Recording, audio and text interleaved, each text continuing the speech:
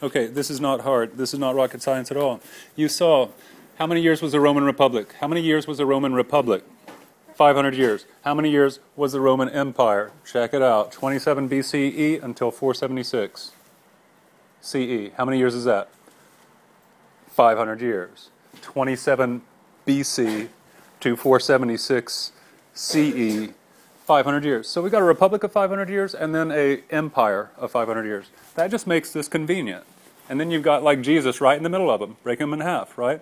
500 years until Jesus and then 500 years after Jesus. That's Rome. 1,000 years, first a republic, a democratic thing that succeeded in being a military powerhouse, and then as soon as it won that, failed miserably. Democracy failed miserably, became dictatorship and all that sort of thing. And then finally, Octavian, who thereafter, the nephew of Julius Caesar, was it? Becomes the emperor of Rome. He never calls himself emperor, but he is an emperor. He's a monarch. When the Roman Republic formed, the Romans swore, we will never, ever give our freedom to a monarch again. We will never be ruled by a king again. That lasted 500 years, and hello, they're ruled by a king. And his name is Octavian, now Augustus. So for the 500-year period, I'm analyzing it now, Morgan.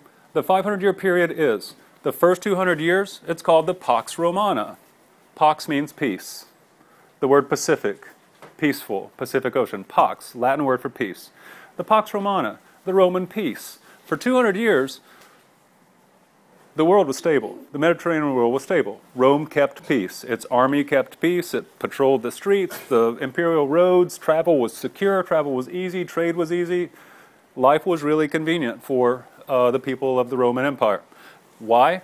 Same reason that Qin and Han made life smooth for the Han Dynasty. They had a good bureaucracy, a good system of officials, making the post office run on time, policing the roads, all that sort of thing, keeping the roads clean, the aqueducts, the sewers, everything, right? Good bureaucracy. First 200 years. The short version of the Roman Empire, the first 200 years, okay, pretty good. The last 300 years, a slow-motion train wreck that most interest historians for this reason. They're like, it was such a disaster, it was such a clusterfuck, notice I said feck, that what's amazing is that it actually didn't collapse maybe 200, 300 years sooner. The last 300 years of the Roman Empire were so disastrous that we're amazed that it didn't just keel over dead hundreds of years sooner. Short version of the Roman Empire. First 200 years, pretty impressive. Last 300 years, miraculous that it didn't die like after 250 years. So what was so bad about this last 300-year train wreck? Well, in the 300s, the 4th century, I'm sorry, the 200s, the 3rd century. First 200 years, good. In the 3rd century, there were over 40 emperors in 100 years. What does that tell you? What? A lot of killing and murdering going on. What does that tell you about the quality of the sons of heaven of the Roman Empire, right? Not mandate types, right? They're fighting, killing, murdering, poisoning, assassinating each other for power, right? And once they get it, somebody's right behind them killing them. So the 200s, the 3rd century, horrible. That's why in 284, it was so weak from this internal disorder and instability that Persia starts rising. Today's Iran, it starts rising, a new Persian empire, and they become a threat on Rome's east. And so Diocletian, this emperor, is like, we need to divide the empire and move our capital over, start a new capital in Turkey. That's today called Constantinople. Byzantium back then, named after Constantine. Why? Because in Turkey, we've got something closer to the Persian Empire to our east. All right, so we've got a capital closer, so we've got control of an army closer, so we can defend our east against a pretty powerful thing. It's kind of a new Carthage kind of thing. So he divides it into east and west. Tetra. Mono, bi, tri, tetra. 4. Tetra. When you hear tetra, it's 4. So a tetrarchy. How many is in a monarchy? How many is in a tetrarchy? 4 rulers. Well, wait, we divided it east and west. How can you have 4 rulers?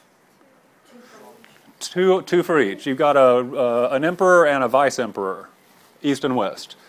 Constantine, very very important emperor in Roman history. Constantine is one of these tetrarchs, and as soon as he eventually wages war against the other three tetrarchs and kills them all in a civil war to regain control of the whole empire. So that's Constantine. The city Constantinople in Turkey today is named after him. And this happens in the 300s. All right, we've seen it divided into a tetrarchy, and then Constantine becomes a new monarch, and then he dies, and he gives his sons, like 3 sons, different parts of the empire, and as soon as he dies, they start fighting. Civil war again. So our ruling class, the main idea here, is just corrupt, just power hungry. And they will kill, murder, assassinate even brothers in order to get more power. And so between 330 and 395, Constantine's sons make a nice mess of things. And in 395, the beginning of the end, they just divide Rome into east and west. We've got Rome as the western capital in Italy, and we've got Constantinople still as the eastern capital in Turkey. That's 395. It's just a slow death until 476, when finally the West falls. The West. Rome is invaded by barbarians from the north, and they depose the last Roman emperor, and that's the end of the Roman Empire. That's the end of the West. What happens to the West after this? France, Italy, Germany, England, everything else in the West, they go into a dark age. There's no civilization there. They forget how to read, they forget how to write, they forget everything.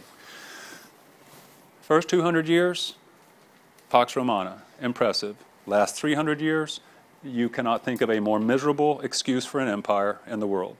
Now, the Han Dynasty is going on in the same time in China, and it started a couple hundred years before, and it ended a couple hundred years before, but they are pretty much contemporaries. Let's talk about Jesus. Your question is, what were the effects? You tell me. You've got it in front of you. You've got it pasted on your document.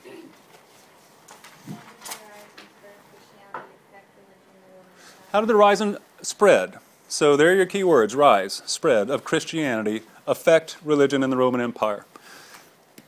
In a nutshell, Jesus was born in a Roman state called Judea. You hear the word Jew in Judea. This is the land of Abraham, the land of Moses, the land of King David, the land of Jerusalem. Jesus is born as a Roman subject because the Romans conquered this, right?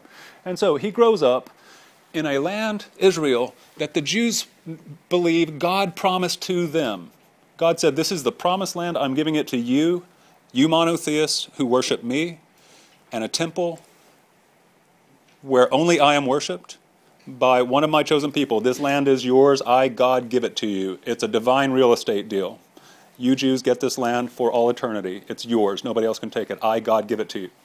Well, so the Jews are asking, then how have we been ruled by the Romans right now, and before the Romans, the Greeks, Alexander, and before the Greeks, the Persians, and before the Persians, the Babylonians, and before the Babylonians, the Assyrians. From about 700 until the time of Jesus, the last 700 years, God's chosen people on the promised land had not been controlling their own destiny.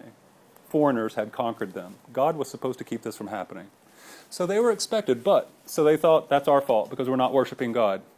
We're breaking the commandments and God's punishing us.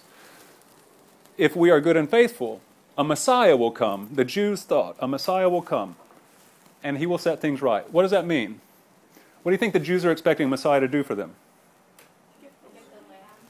They're on the land, it's just they don't have... Who else is on the land? The Romans. They're going to kick the Romans out. The Messiah is going to come, and he is politically going to kick out the Romans, and we're going to have independence again. A Messiah is a political liberator, a freedom fighter. This is what the Jews thought. Along comes a guy named Jesus. He's born, he preaches, he dies. Based on his preachings, a lot of people start calling him a Messiah. The promised one, who's going to liberate and save the Jews. But Jesus starts talking about things like the kingdom of heaven. And they're like, we don't care about any kingdom of heaven. We want a kingdom of Israel on our own land. What are you talking about, kingdom of heaven, afterlife, all this stuff? You're a madman. You're not one of us at all. You're not